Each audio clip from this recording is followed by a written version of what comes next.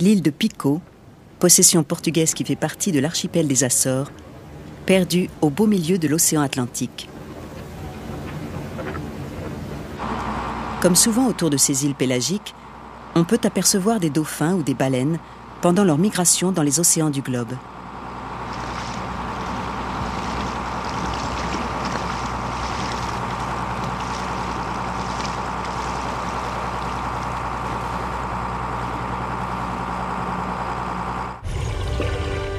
Mais savons-nous comment se perpétue la vie de tous ces animaux marins ?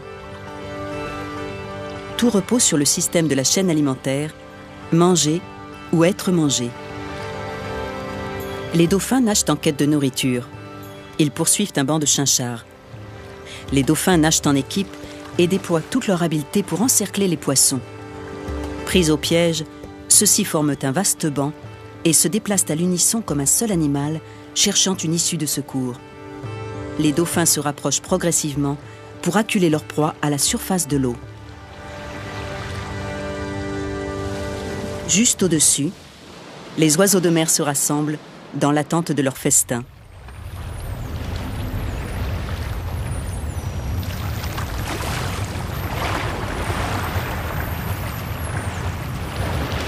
Cet oiseau peut plonger sur plusieurs mètres de profondeur pour attraper ses proies.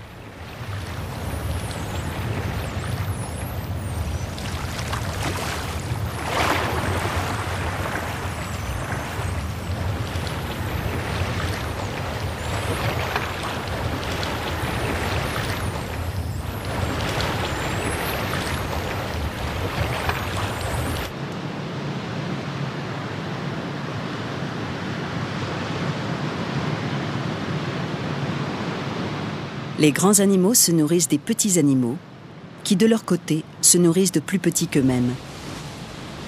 Cette chaîne alimentaire forme un lien entre tous les organismes vivants. En remontant la chaîne alimentaire jusqu'à sa source, on découvre que ce n'est pas un animal, mais une plante qui est à l'origine de tout.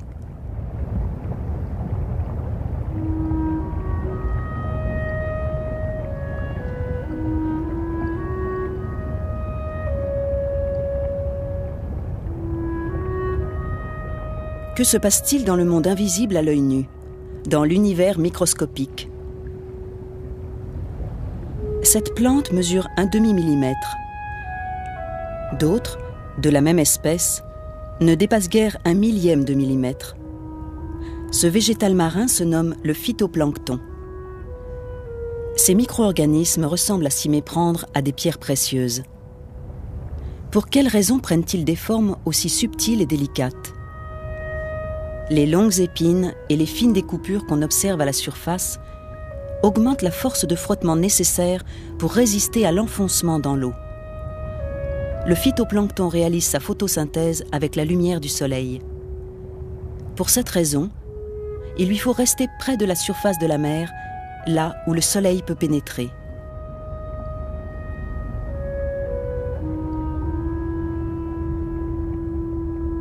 Une cellule de phytoplancton est constituée de minuscules particules vertes, les chloroplastes. C'est par leur intermédiaire que se réalise la photosynthèse. Quand les particules lumineuses pénètrent un chloroplaste, la lumière se transforme aussitôt en énergie. Grâce à cette énergie, les glucides et les acides aminés sont synthétisés et le dioxyde de carbone, le phosphore et l'azote sont dissous dans l'eau.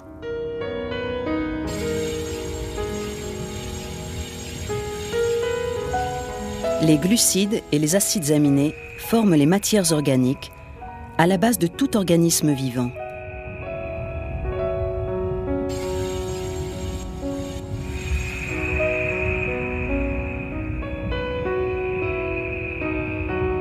Seules les plantes peuvent réaliser cette photosynthèse et créer des matières organiques sans lesquelles les animaux ne pourraient survivre.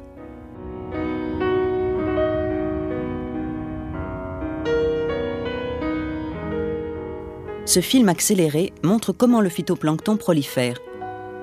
Cette reproduction peut aller à une vitesse surprenante.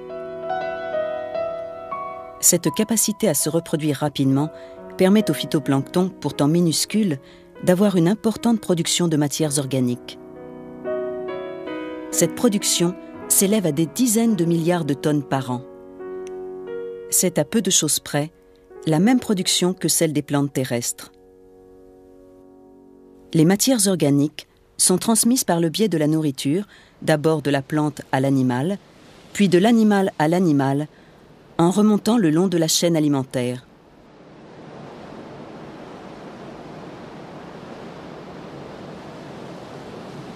Le phytoplancton vit donc dans des eaux pénétrées par le soleil, à une profondeur maximum de 200 mètres. Les poissons et autres organismes marins courants vivent dans cette zone, la seule où ils peuvent trouver leur nourriture.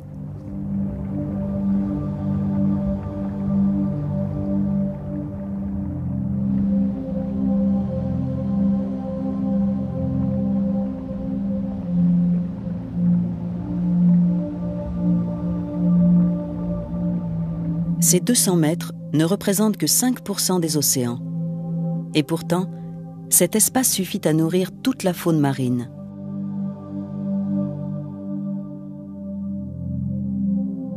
Les 95% restants ne sont qu'obscurité et profondeur, totalement impropres à la survie du phytoplancton.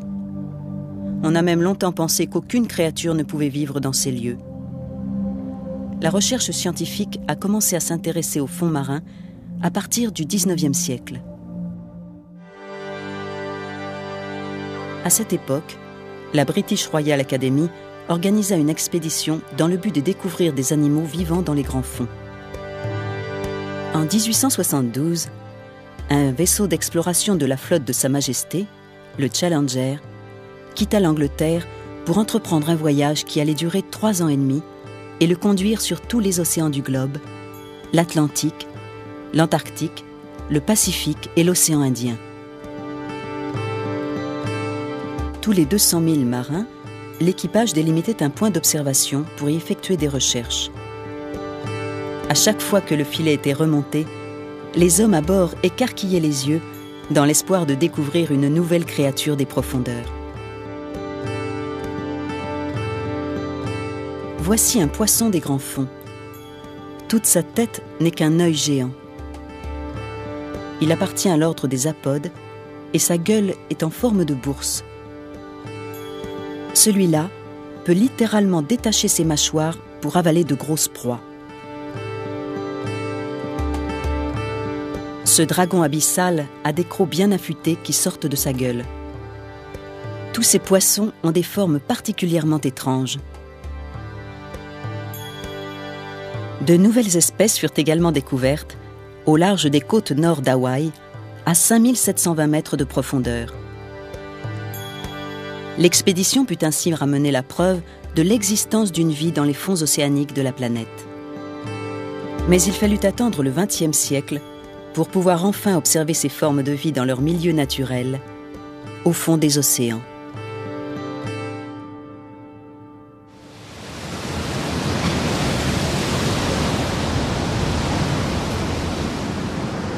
La baie de Monterey, en Californie. À une dizaine de kilomètres à peine de la côte, le fond atteint déjà 4000 mètres.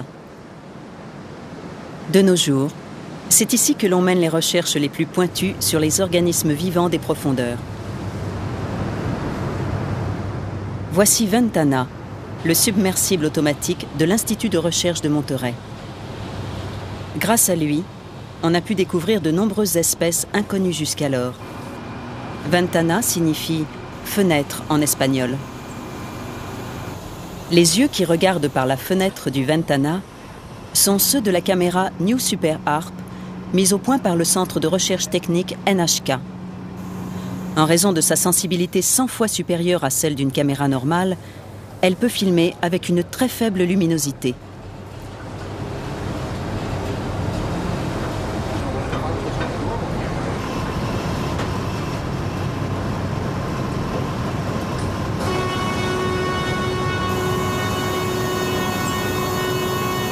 Ce jour-là, la zone d'étude se situe entre 200 et 1000 mètres. Les chercheurs ne se sont pas encore beaucoup aventurés aux alentours des 1000 mètres. C'est une zone qui reste pratiquement inconnue. Pourtant, De nombreuses créatures étranges vivent dans ces eaux-là. Ventana est téléguidé depuis la salle de contrôle du bateau pilote. Le docteur Bruce Robison dirige l'opération scientifique. C'est un éminent spécialiste dans le domaine de la recherche biologique des fonds marins. Ventana envoie de nombreuses informations. Profondeur, température et pression de l'eau, concentration de l'oxygène. S'appuyant sur ces données, l'équipe cherche à délimiter des zones où des organismes vivants pourraient éventuellement se manifester. Petit à petit, l'obscurité se fait plus dense. 200 mètres. Il fut un temps où l'on pensait que la vie n'existait pas au-delà de cette limite.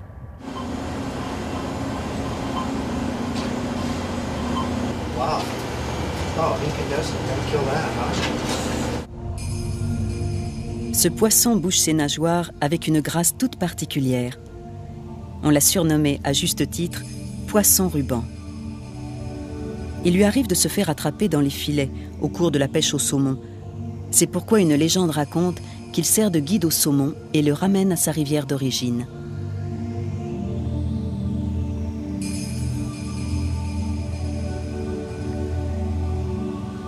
Ce dragon des abysses possède une large gueule et des dents pointues qui ne doivent pas facilement lâcher leur proie.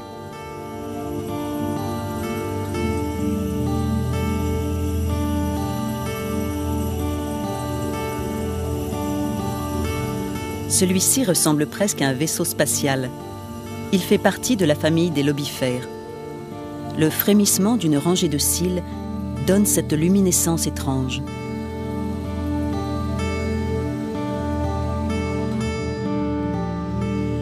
Ce cténophore est aussi élégant qu'une princesse. On dirait qu'il a des oreilles de lapin sur le sommet de la tête.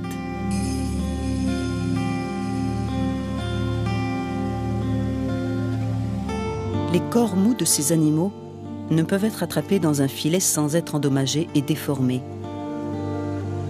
L'observation, dans leur milieu naturel, de ces organismes des profondeurs a permis de comprendre un peu mieux leur comportement environnemental.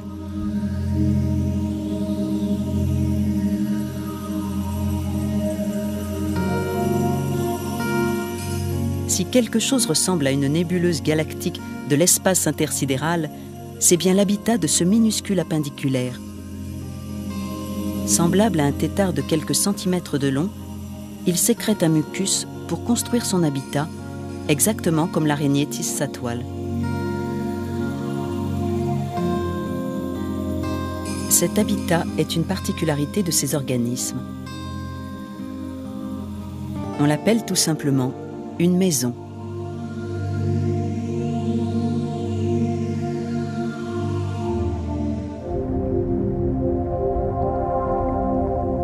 À 400 mètres de profondeur, un organisme de taille importante apparaît devant le submersible. C'est un siphonophore. On pourrait croire qu'il s'agit d'une seule et unique créature, alors qu'en fait, il s'agit d'une agrégation de plusieurs centaines de minuscules organismes. Ce qu'on pourrait prendre pour une tête lui sert à se déplacer dans l'eau. Derrière se trouvent les organes digestifs et les organes reproducteurs, composés d'organismes distincts, ayant chacun une fonction spécialisée pour pouvoir collectivement former cette créature. C'est une forme de vie peu courante qui divise la communauté scientifique. Faut-il la considérer comme une colonie de plusieurs centaines de siphonophores ou comme un être vivant à part entière ? On a pu observer des siphonophores d'environ 40 mètres de long, ce qui ferait d'eux les plus grands animaux de la planète. À ce jour, le docteur Robison a découvert de nombreuses espèces nouvelles. Et ce nombre augmente à chaque expédition. Aujourd'hui encore, il vient de rencontrer une forme de vie qu'il n'avait jamais vue auparavant. L'océan est tellement immense qu'au cours d'une vie, on ne peut jamais rencontrer deux fois la même créature des profondeurs.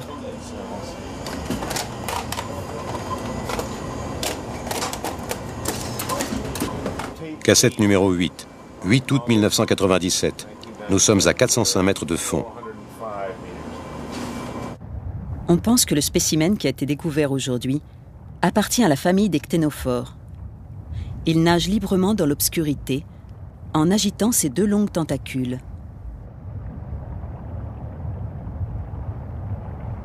Les mêmes créatures connues présentent des comportements étranges et inattendus.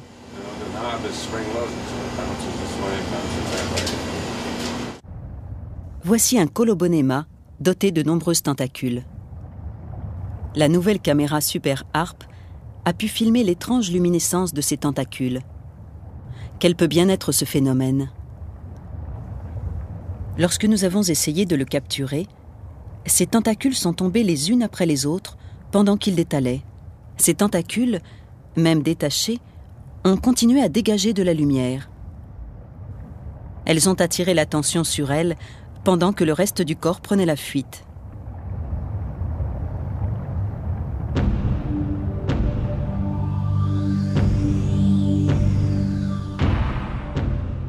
Dans un espace aussi vaste que la haute mer, il y a peu d'endroits pour se cacher. L'émission de lumière était donc le moyen le plus intelligent de s'échapper. On sait aujourd'hui que les organismes des grands fonds utilisent leur luminescence dans bien des cas de figure.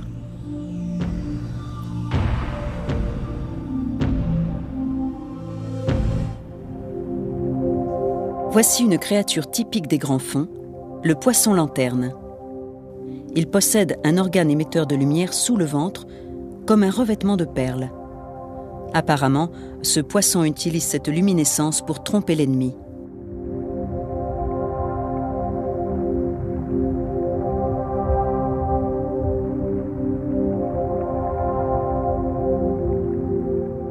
Juste en dessous, le prédateur naturel du poisson lanterne guette sa proie. Par 500 mètres de fond, la portée de la lumière ne représente plus qu'un 10 millième de sa portée normale à la surface de l'eau. Ces animaux des profondeurs ont des yeux remarquablement sensibles qui peuvent capter en un éclair une forme se déplaçant dans une quasi-obscurité. Le prédateur, caché en dessous, doit voir les ombres de sa proie se détacher dans l'obscurité ambiante.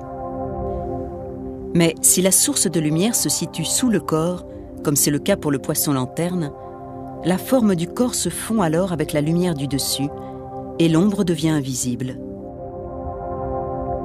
On a donc la certitude que ces poissons rusent avec les effets de lumière pour se protéger ou pour attraper leur proie. À partir de 700 mètres de fond, les formes de vie se font plus rares. Le niveau d'oxygène baisse énormément et représente moins de 1% du niveau que l'on trouve en surface de l'océan. Dans cet environnement inhospitalier, où la plupart des animaux ne pourraient respirer, la caméra a réussi à filmer une créature surnaturelle. Cet animal est justement surnommé le calmar vampire. Dans l'obscurité, ses yeux ont l'éclat d'un saphir bleu.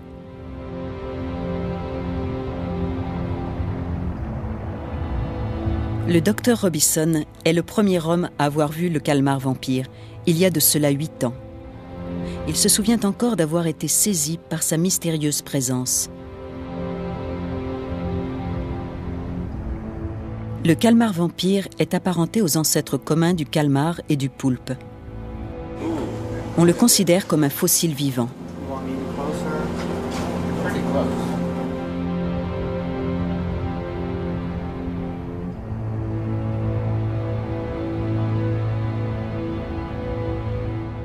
Soudain, il change de forme.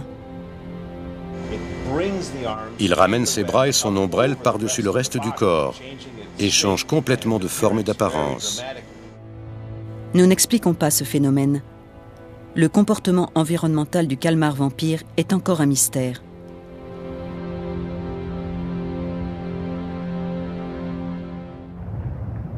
Entre 700 et 900 mètres, le niveau d'oxygène est encore plus faible. Les prédateurs rapides comme le requin sont rares. Justement, le docteur Robison soutient l'hypothèse que les calmars vampires ont pu survivre grâce à cet environnement libre de tout prédateur. Nous sommes maintenant à 1000 mètres sous l'eau. Cet animal tout en longueur, avec sa queue en forme de drapeau, est une murène. Ses yeux ne lui permettent pas de voir. Aussi, elle se dirige en sentant les mouvements de l'eau contre son corps. À cette profondeur, les proies se font vraiment très rares. Mais on raconte que quand elle en croise une, elle l'avale entièrement, même à taille égale.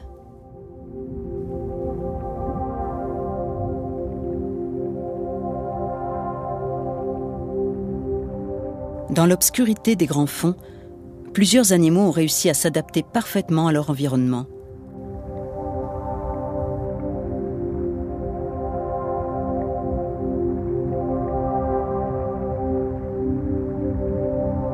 On commence juste à étudier ces espèces en utilisant un submersible.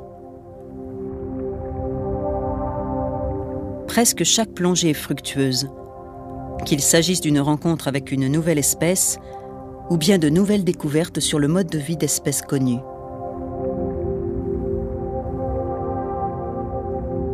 La possibilité de faire des observations directes permet d'obtenir une meilleure compréhension des écosystèmes des océans. L'espace marin recouvre la plus grosse partie de la planète. Il abrite les animaux les plus grands de la Terre. Pourtant, nous savons encore très peu de choses sur lui. Si nous voulons comprendre le fonctionnement de notre écosystème sur Terre, nous devons apprendre à connaître les organismes vivants des grands fonds. Car il existe un lien entre le fond, la surface et les zones peu profondes des régions côtières. Et nous dépendons de ce lien.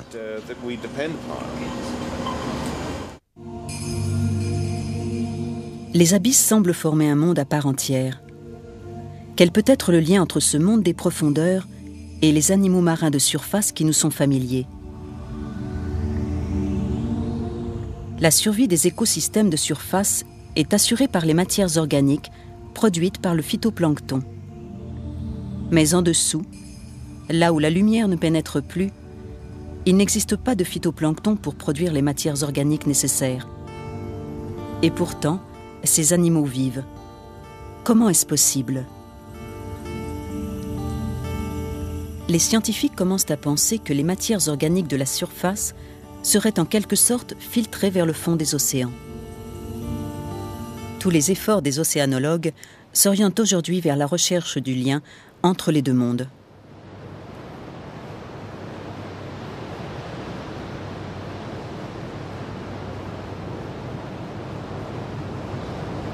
Un nouvel équipement a été mis au point pour examiner les substances qui atteignent les grands fonds. L'idée consiste à déposer un entonnoir géant au fond de l'océan pendant une période suffisamment longue pour collecter jusqu'aux particules les plus minuscules. Dans un échantillon prélevé à plusieurs milliers de mètres de profondeur, l'attention des chercheurs a été attirée par un dépôt fécal long et étroit.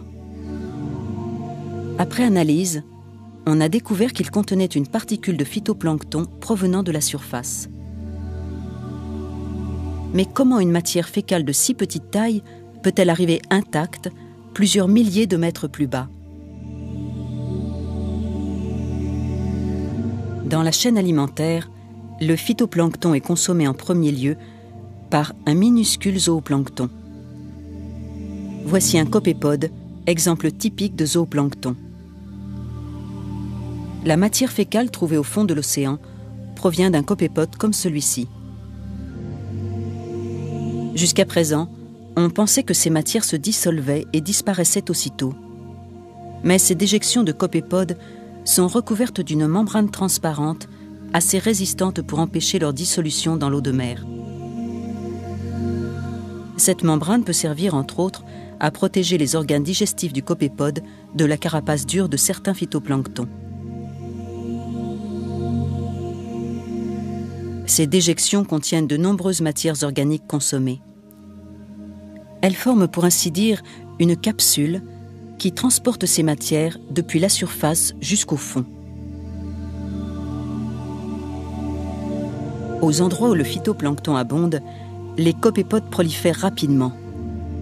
Parfois, une immense colonie de copépodes mange tout le phytoplancton et laisse dans son sillage des tonnes de matière fécale qui vont se déposer sur les grands fonds.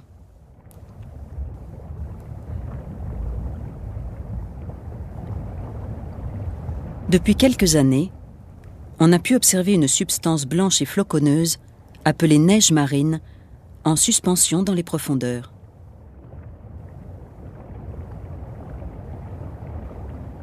Cette substance est en fait un mélange de plancton mort et de matière fécale.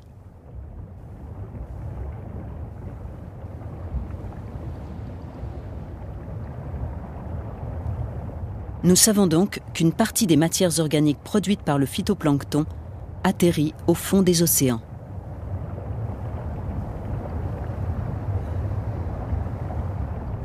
L'appendicuaire possède une grande maison pour un tout petit corps. En y regardant de plus près, on y trouve de la matière fécale et de la neige marine. L'habitat de cet appendiculaire est en fait une structure ingénieusement conçue pour capturer les minuscules matières organiques rejetées par les copépodes. Dans un premier temps, cette structure filtre grossièrement les plus gros éléments dans une sorte de filet fait de mucus. Tout cela passe ensuite dans un second filtre plus fin, placé sous le corps, qui ne garde que les substances suffisamment petites pour être absorbées. L'appendiculaire peut abandonner sa maison à tout moment, soit parce qu'il est pris par surprise, soit parce que son filtre est bouché. Il quitte alors son habitat pour en reformer un nouveau, ce qui lui prend à peine quelques heures.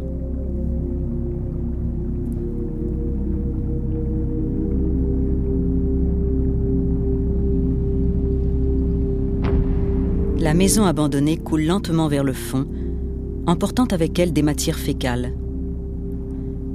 Par la suite, elle se transforme en neige marine pour servir de nourriture aux organismes des plus grandes profondeurs.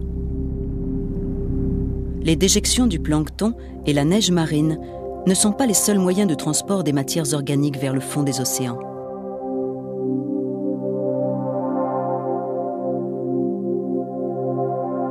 Voici une colonie de krill habitant au fond des océans.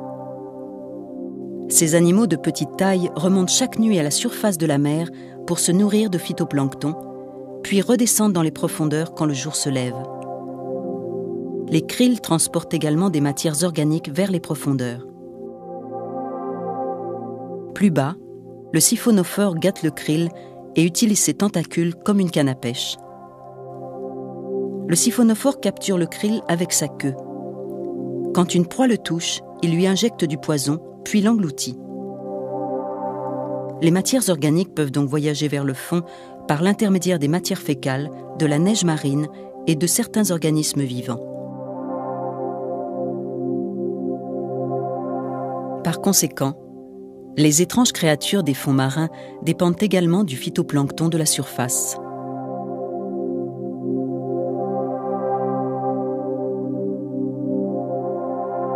Mais ces animaux ne se contentent pas de tirer profit des matières organiques produites par le plancton.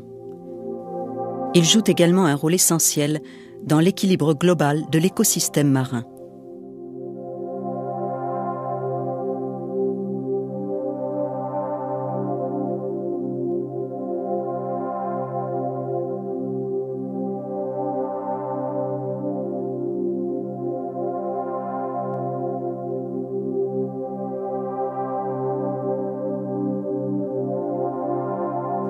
Akuomaru, le bateau du laboratoire de recherche maritime de l'Université de Tokyo, dirige une étude sur l'écosystème au large des côtes de l'océan Pacifique.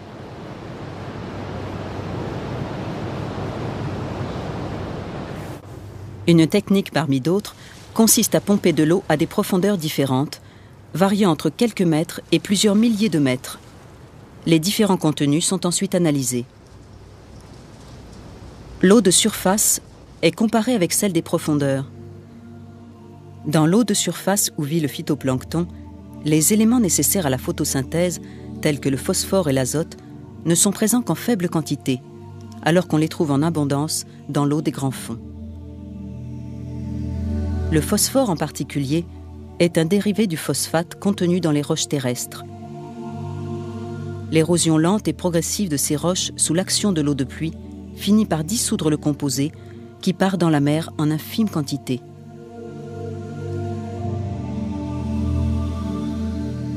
Plus le phytoplancton produit de matières organiques, plus la quantité de phosphore et d'azote utilisée augmente. C'est pourquoi on trouve si peu de phosphore et d'azote à la surface des océans.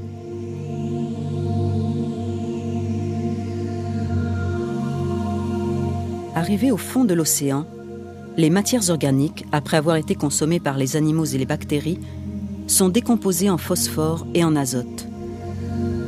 Comme les vers et les bactéries qui mangent les feuilles mortes, les organismes des profondeurs font le même travail de décomposition et de recyclage des matières organiques disponibles pour une nouvelle photosynthèse.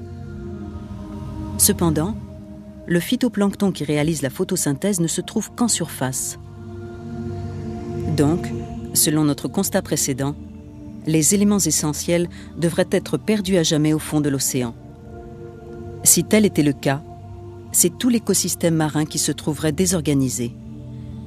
Mais heureusement, l'océan possède un système particulièrement ingénieux pour ramener à la surface ces précieux éléments. L'océan Pacifique, au large des côtes du Pérou. Ce sont parmi les eaux les plus poissonneuses de la planète.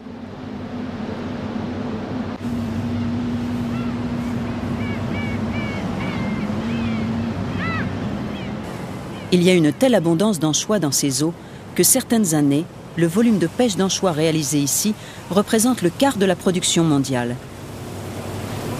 Si ces eaux sont aussi poissonneuses, c'est dû à l'abondance de phytoplancton. Il y en a tellement que parfois toute la surface de la mer devient verte.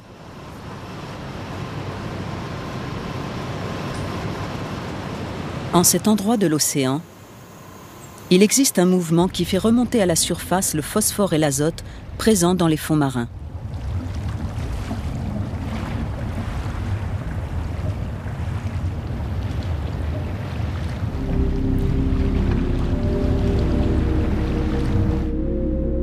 Le long de la côte ouest de l'Amérique latine, les vents venant du sud poussent les eaux de surface vers le nord. Ce mouvement gagne le large en raison de la rotation de la Terre. Pour compenser la perte en eau, un vaste courant fait remonter les eaux des profondeurs de l'océan à la surface. Ce phénomène s'appelle le upwelling. C'est lui qui ramène le phosphore et l'azote près de la surface. Le phénomène d'upwelling n'est pas spécifique aux côtes du Pérou. Les régions colorées en jaune indiquent les zones particulièrement denses en phosphore et en azote. Grâce à ce courant ascendant, le phosphore et l'azote remontent à la surface des eaux en différents points du globe. Avec l'aide conjointe des organismes des profondeurs et du upwelling, les éléments de la photosynthèse retournent au phytoplancton, source de vie. Ainsi, de nouvelles matières organiques sont produites. Le cycle de la vie, entre les eaux peu profondes des côtes et le fond de l'océan, traverse une longue chaîne d'organismes vivants. C'est ce cycle qui relie les êtres vivants des eaux peu profondes aux créatures étranges des profondeurs. La vie a créé un système de recyclage très performant qui réutilise sans fin les mêmes ingrédients. Ce cycle comporte un dispositif très efficace qui permet la circulation de ces éléments précieux et rares que sont le phosphore et l'azote. Le phosphore, en particulier, est un élément indispensable à la vie de nombreux organismes. Il est lié aux activités essentielles de la vie, telles que la photosynthèse, la génétique et la production d'énergie.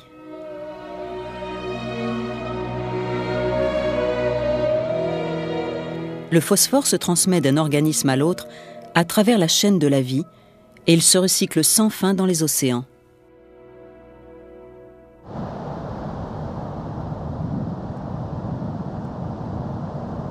Mais ce cycle ne se limite pas aux océans.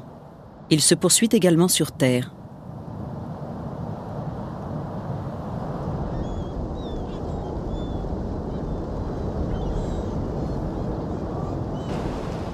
Une immense colonie d'animaux fait soudain éruption dans ce paysage désert.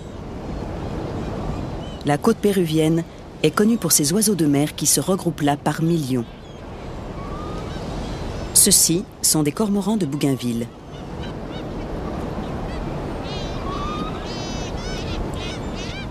Le cormoran de Bougainville plonge avec adresse pour attraper les anchois dans la mer. Il avale le poisson entièrement et le ramène au nid où les poussins attendent.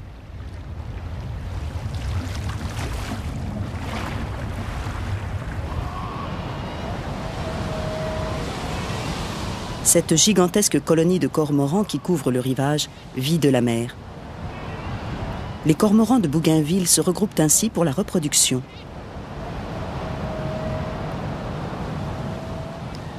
Ces oiseaux mangent chacun 500 grammes d'anchois par jour et rejettent environ 100 grammes de déjection. La fiente d'oiseaux contient beaucoup de phosphore provenant des anchois.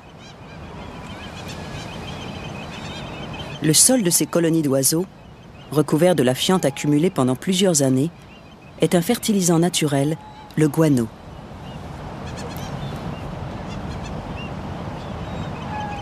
Les Péruviens l'utilisent depuis l'Antiquité. On pense que le guano a joué un rôle important dans l'alimentation de cette population, qui compta jusqu'à 10 millions de personnes durant le règne des Incas. De nos jours, les oiseaux de mer produisent toujours plusieurs dizaines de milliers de tonnes de guano chaque année.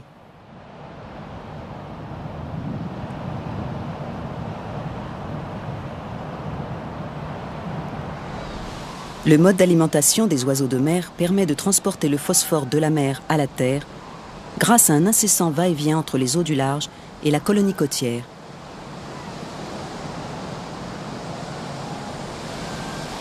Mais le phosphore de l'océan va encore bien plus loin dans les terres.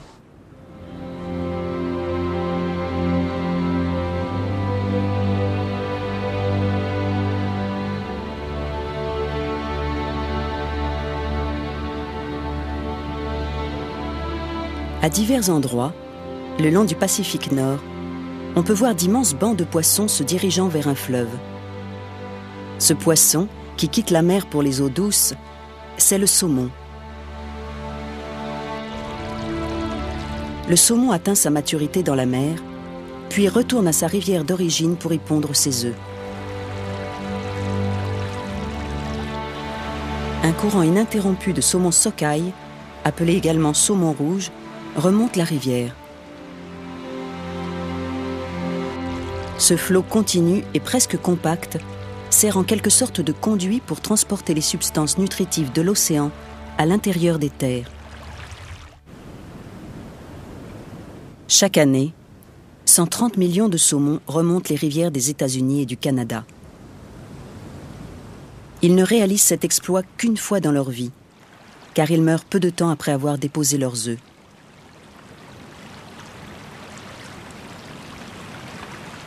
Nous sommes ici en amont de la rivière Fraser, en Colombie-Britannique, province de l'ouest du Canada.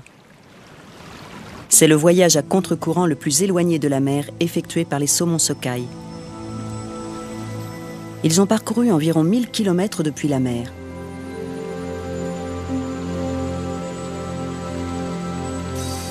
Presque 10 000 saumons ont réussi à faire ce voyage et à arriver sains et saufs. À la fin du mois d'août, la plupart des saumons ont fini de vivre.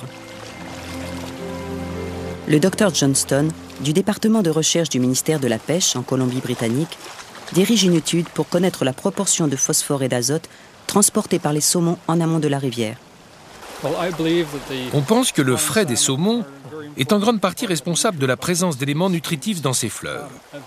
Pour en avoir la preuve, il suffit de regarder les plantes microscopiques sur les pierres d'une rivière à faible concentration de saumon et de comparer avec une rivière à forte concentration. Dans la seconde, l'abondance des plantes est beaucoup plus importante. Par exemple, l'année dernière, Glusky Creek a accueilli environ 10 000 saumons. Cela fera près d'une centaine de kilos de phosphore relancés dans le cycle. En juillet, avant l'arrivée des saumons, il n'y a pratiquement aucune mousse sur les pierres du lit de la rivière. 2 mois plus tard, après la ponte et la mort des saumons, ces mêmes pierres sont couvertes de mousse. Cette mousse a poussé grâce à l'apport du phosphore et de l'azote contenus dans le saumon mort. La mousse est mangée par les insectes. Les poissons de rivière, à leur tour, mangent ces insectes. C'est ainsi que les éléments nutritifs du phosphore et de l'azote provenant de la mer intègrent l'écosystème de la rivière. Selon l'étude du professeur Johnston, environ 40 à 60% de l'azote entrant dans la composition des insectes de rivière vient de la mer.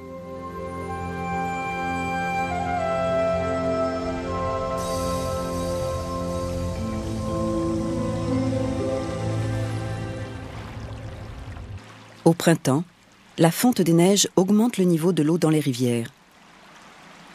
Progressivement, le phosphore va reprendre le chemin de l'océan.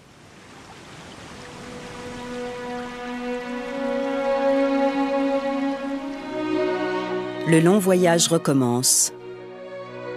C'est un nouveau cycle à travers tous les maillons de la chaîne de la vie.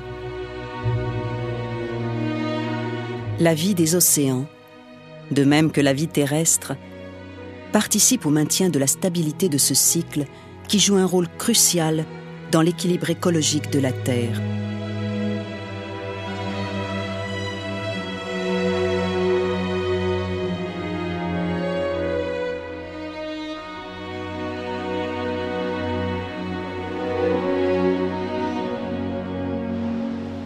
À Merlin Pool, sur la côte ouest de l'Australie. Nous pouvons trouver ici les ancêtres du phytoplancton, apparus sur Terre il y a quelques 3 milliards d'années. Dans cette mer primitive, le phytoplancton des origines a fabriqué un énorme volume d'oxygène par l'intermédiaire de la photosynthèse. Grâce à cet oxygène, la vie sur Terre a pu prendre une multitude de chemins différents. Les plantes ont pu envahir la terre et les forêts ont commencé à produire de l'oxygène. On pense que le phytoplancton marin des origines a été responsable de l'approvisionnement en oxygène de l'atmosphère pendant très longtemps. Nous savons également que la concentration d'oxygène dans l'atmosphère est restée à peu près stable depuis plusieurs centaines de millions d'années jusqu'à aujourd'hui. Comment ce niveau d'oxygène a-t-il été maintenu ? Depuis peu, on pense que le phosphore, en tant que substance nécessaire à la vie, pourrait apporter un élément de réponse à cette question. Le docteur James Lovelock est un célèbre défenseur de la théorie de Gaïa, selon laquelle la Terre entière ne formerait qu'un seul et unique système. Le docteur Lovelock pense également que le phosphore pourrait jouer un rôle décisif dans le contrôle du niveau d'oxygène dans l'atmosphère. Il faut considérer le phosphore comme l'un des éléments fondamentaux de la vie. Il fait partie du patrimoine de la matière, il contribue à l'ADN et l'ARN des organismes et contribue également au transfert de l'énergie. Sans tout cela, nous serions en piteux état. La vie et le phosphore sont intimement liés, mais le phosphore et l'oxygène sont également intimement liés. Le cycle du phosphore est tellement inséparable de celui de l'oxygène qu'ils ne peuvent fonctionner l'un sans l'autre.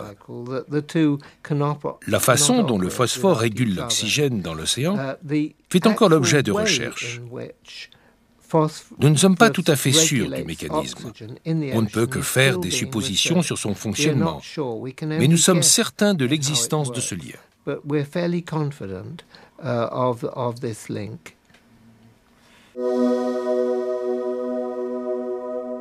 Quand le phosphore est exposé à l'air libre, il se met à brûler naturellement. Le phosphore est très volatile et a tendance à fusionner avec de nombreux éléments. Le phosphore est indispensable à la photosynthèse du phytoplancton. Selon les recherches actuelles, on pense que c'est le phosphore qui contrôle le niveau d'oxygène de l'air. Par exemple, si on plonge du fer dans la mer, son altération va dépendre en grande partie de la présence ou du manque d'oxygène. Si le taux d'oxygène de l'eau augmente, le fer s'oxyde et rouille en se chargeant de phosphore. Inversement, quand le niveau d'oxygène de l'océan diminue, les propriétés du fer changent et le phosphore finit par retourner à la mer. Il y a contrôle du niveau de phosphore et ajustement précis du niveau d'oxygène. Quand le phosphore est abondant, le phytoplancton réalise sa photosynthèse et le niveau d'oxygène augmente dans l'atmosphère. Mais si le niveau d'oxygène est trop élevé, le phosphore reste sur le fer oxydé. Et par conséquent, la photosynthèse est réduite. À ce moment-là, le niveau d'oxygène baisse graduellement, permettant au phosphore de se détacher du fer oxydé. À nouveau, la photosynthèse redevient active, faisant ainsi remonter le niveau d'oxygène. Le phosphore, l'oxygène, la vie.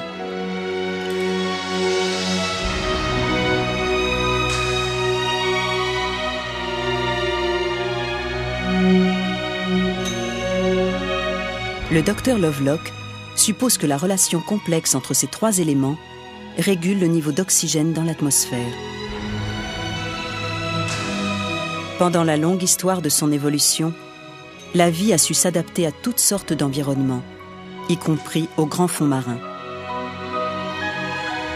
La vie a même imaginé un système pour recycler sans fin le phosphore, sans qui elle ne pourrait pas exister. Ce cycle permet de maintenir en vie de nombreux organismes. Mais plus important encore, il est en étroite relation avec l'environnement de la Terre entière. Comment la Terre et toutes les formes de vie interviennent-elles ensemble pour maintenir l'équilibre fragile de l'environnement? La recherche scientifique n'en est qu'à ses débuts. Mais nous commençons à comprendre que ce cycle est essentiel pour que la Terre, notre planète, puisse vivre.